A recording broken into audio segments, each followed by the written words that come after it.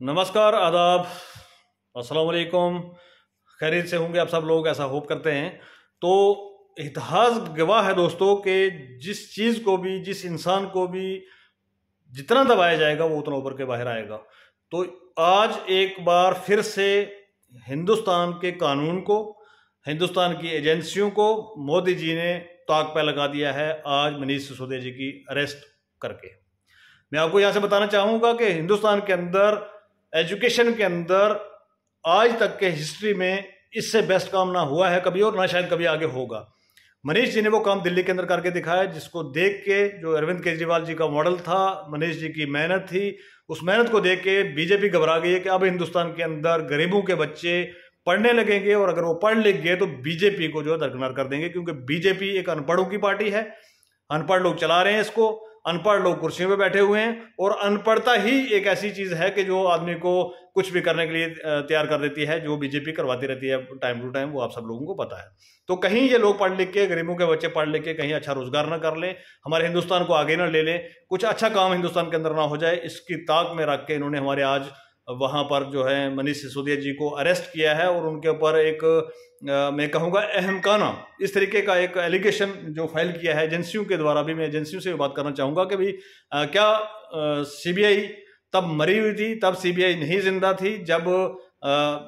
संसद के अंदर तमाम सांसद, तमाम अपोजिशन पार्टीज चिल्ला चिल्ला के कह रही थी कि भाई अडानी के ऊपर जो है कोई कार्रवाई की जाए, क्योंकि गरीब लोगों का पैसा जो है एलआईसी और दूसरी एजेंसियों के द्वारा जो है डे बाय डे डूबता जा रहा है, डे बाय डे डूबता जा रहा है, लेकिन इन्होंने कोई कार्रवाई नहीं की। और दूसरी तरफ जब से आम आदमी पार्टी बनी है तब से ही ये इनकी नज़र में खटक रही है, तब से ही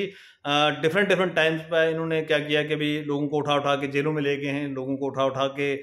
परेशान किया गया है, लोगों को ऑफर्स दिए गए हैं कि आप पार्टी छोड़ के हमारे साथ आ जाइए। इस तरीके से ये कार्रवाई चलती रही है। लेकिन ये आज का काला स्या दिन ऐसा बनेगा, ये हिस्ट्री के अंदर लिखा जाएगा कि हिंदुस्तान के अंदर सबसे बेस्ट एजुकेशन का मॉडल देने वाला आदमी, हिंदुस्तान के अंदर सबसे बेस्ट मॉडल पेश करने वाला आदमी, और उस मॉडल को बना के, दिखा के, चला के लोगों को समझाने वाला आदमी जो है मनीष सिसोदिया जैसा आदमी, उसको अरेस्ट कर लिया जाता है फॉल्स एलिगेशंस के अंदर। और अब ये फॉल्स एलिगेशन को साबित करने के लिए हमारी न्याय प्रणाली इस तरीके की ये है कि भाई गलत को गलत साबित करना सबसे मुश्किल होता है। गलत को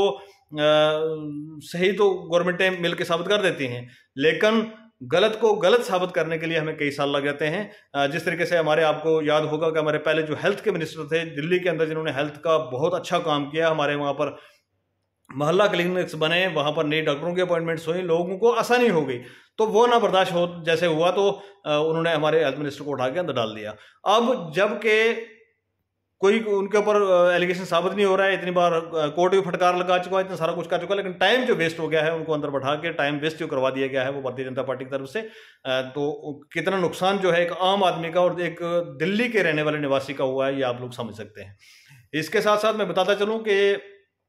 ये जो उठाने की प्रणाली थी, ये बहुत देर पहले से शुरू किया हुआ था काम के जी, आज उठाएंगे, कल उठाएं, कल उठाएंगे, परसों उठाएं। इन बिटवीन बहुत सारे ऑफर्स दिए गए कि आप आ जाइए जी, कुछ एमएलएज को तोड़ के लेके आइए अपने साथ, हम आपको गवर्नमेंट बना के देंगे, आप हमारे साथ पार्टी ज्वाइन करिए। मनीष जी को ऐसे बहुत सारे ऑफर आए, और वो मीडिया के अंदर अवेलेबल हैं, पब्लिक डोमेन में अवेलेबल हैं, आप सब लोगों ने देखे भी हैं और सुने भी हैं, समझा भी है। तो जब वो सारी चीज़ें करने के बाद नहीं हो पाया, तो सीबीआई का इस्तेमाल करके पहले टॉर्चर किया गया, कई कई घंटे बैठाया गया, वो सारा जब नहीं इनके काम में आया, नहीं डरे मनीष जी, और उसके बाद क्या किया जाता है कि उनको आज अरेस्ट कर लिया जाता है कि देखिए जी, इन्होंने इतने 1000 करोड़ का घोटाला कर दिया और ये इस तरीके से कर दिया। जो कल को मुझे अभी पता है, आपको भी पता है, और सारी दिल्ली की जनता और पूरे हिंदुस्तान की जनता जानती है कि भाई ये कल को गलत साबित होगा, इसके अंदर कुछ नहीं निकलना है, इनको कुछ नहीं मिलना है। हम सबको पता है कि एक फेक प्रोपेगेंडा जो बना के वो इस तरीके से तोड़ा जा रहा है। लेकिन मैं यहाँ से बता देना चाहता हूँ मोदी जी,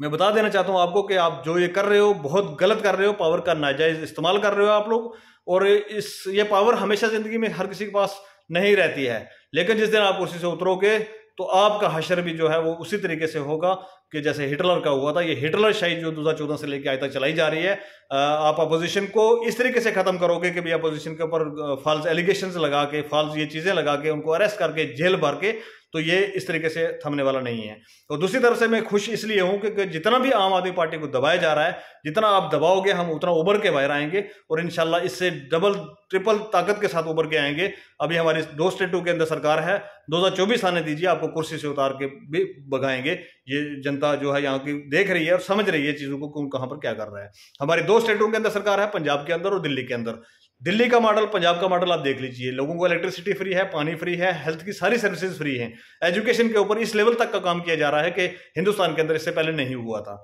इससे बेस्ट गवर्नेंस जो है कोई और नहीं दे सकता है, केजरीवाल के अलावा ये कोई कर नहीं सकता है। अब आप इंतजार करिए, 2024 में इसका हम जवाब देंगे। सारे हिंदुस्तान की पब्लिक, जो वेल विशर्स, जो पसंद करने वाले लोग और जो डेवलपमेंट को पसंद करते हैं लोग हिंदुस्तान के, वो सारे के सारे लोग 2024 का इंतजार कर रहे हैं। 2024 आने दीजिए। जो आपको डर पड़ा हुआ है वो आपका डर जो है यकीन में इंशाल्लाह बदल जाएगा और बहुत जल्द आपको इन कुर्सियों से उतार के लात मार के घर भेज दिया जाएगा, क्योंकि आपने हिंदुस्तान का जो बुरा हाल किया है इन 10 सालों के अंदर, इससे पहले हिंदुस्तान ने ऐसा कभी नहीं देखा था। ऐसा लगता है कि जैसे कोई इमरजेंसी जैसी सिचुएशन हो, आप किसी को भी उठाएंगे, गलत एलिगेशन लगाएंगे, उसको इंटरोगेट करेंगे, उसको मारेंगे, उसको धमकाएंगे, उसको जेल डालेंगे। ये ऐसा हम होने नहीं देंगे। ये हिंदुस्तान की जो लोग हैं ये अब जाग चुके हैं और इंशाल्लाह इसका बहुत अच्छा रिजल्ट जो आप 2024 में आगे आने दो, आप देखेंगे। और दूसरी तरफ से मैं कहना चाहूंगा, सीबीआई ये बढ़ऊ वाला काम छोड़ दो, ईडी ये बढ़ऊ वाला काम छोड़ दो। ये बढ़वागिरी जो है ना